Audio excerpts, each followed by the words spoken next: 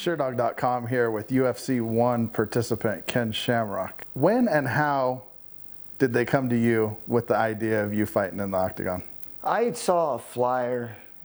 Actually, one of my students had gotten it and he showed it to me and said it was a no holds barred.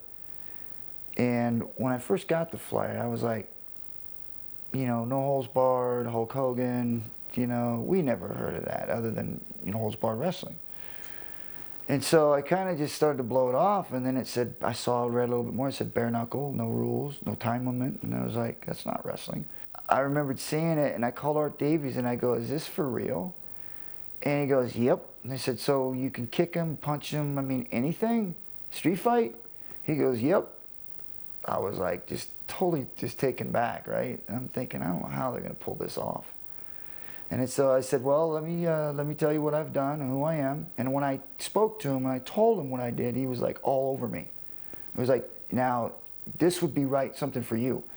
And I said, I'd love to be a participant. He said, well, send me your resume and we'll check up on it. And so I got a call back a week later and said, you're in.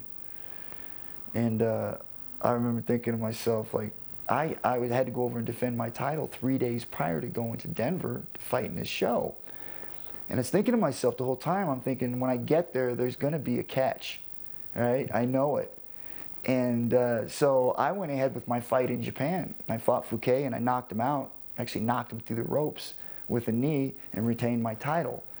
And right after that was over, Funaki and the Japanese doctor, my dad, and the guy that I fought, Fuke, went and worked my corner for this. So we flew from Japan straight to Denver 3 days prior to the event.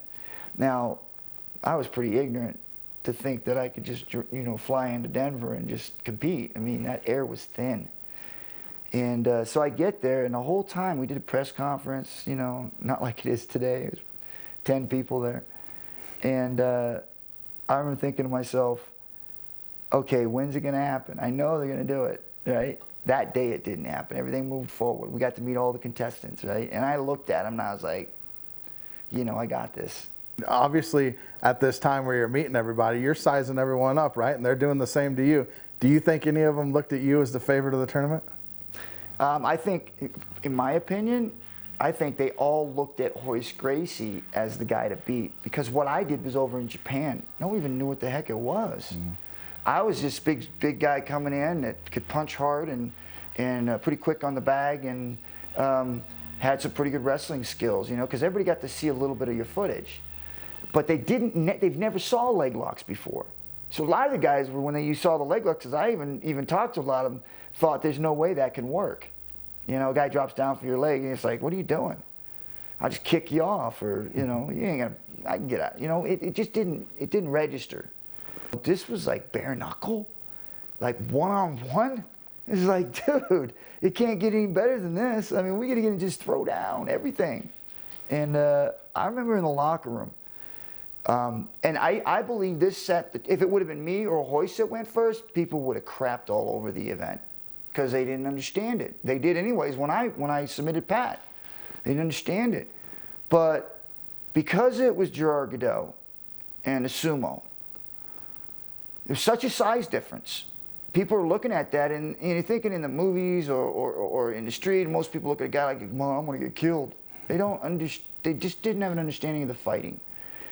And Gerard goes across, hits him with the right hand, drops him, kicks him right in the face, teeth go flying in the front row. And I mean, everybody in the locker room, we had monitors, and everybody in the locker room, we're popping pads and we're warming up, and you know, it's that machismo in there, it's just getting going.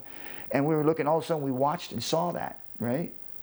And even though I had already knew it was real, and everybody else knew it was real, but we didn't realize how real it was until you see it, actually see a guy do it. And he just stepped up and football kicked him right in the face. I mean, just no style, no one, just bang. Teeth go flying in the front row. The audience went silent. I mean, it felt like a second, but it was a split second. They just like, and then everybody popped.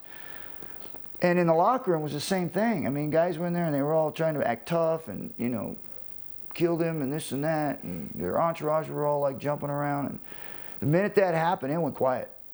I mean, they all just like, we just see that, right? He just kicked him in the face. Can you do that?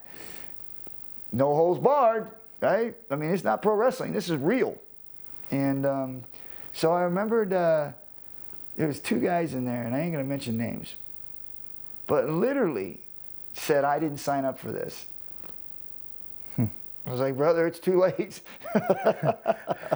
You're in it. Talk about the rules meeting, because they said there's no rules, but there was a rules meeting. Yeah.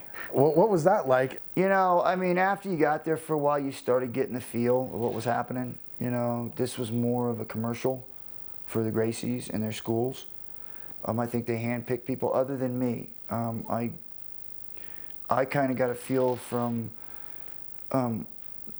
Art Davies and Bob Meyerowitz that, you know, they had to force me in, because Gracie's didn't really want somebody that was going to be a grappler.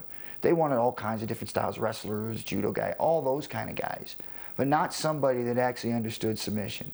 And then when we were looking at the brackets, it's like first I started out fighting Royce first. And then they switched it to like on the opposite sides of the bracket. And then they switched it to us fighting second.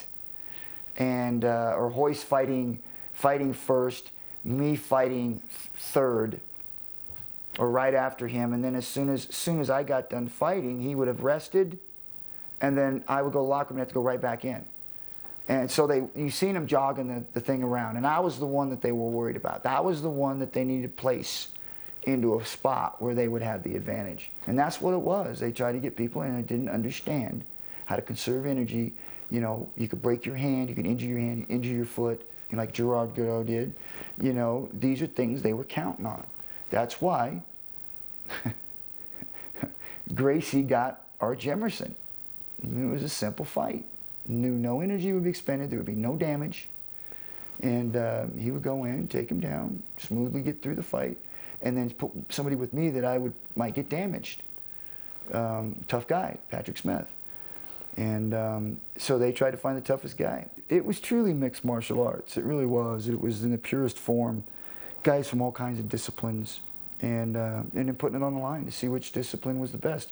And again, even though I think discipline does have something to do with it, but really, man, it was just guys that were tough, guys that went in there and went and threw down, and you know, in this, especially after the first one, when people really saw what this was.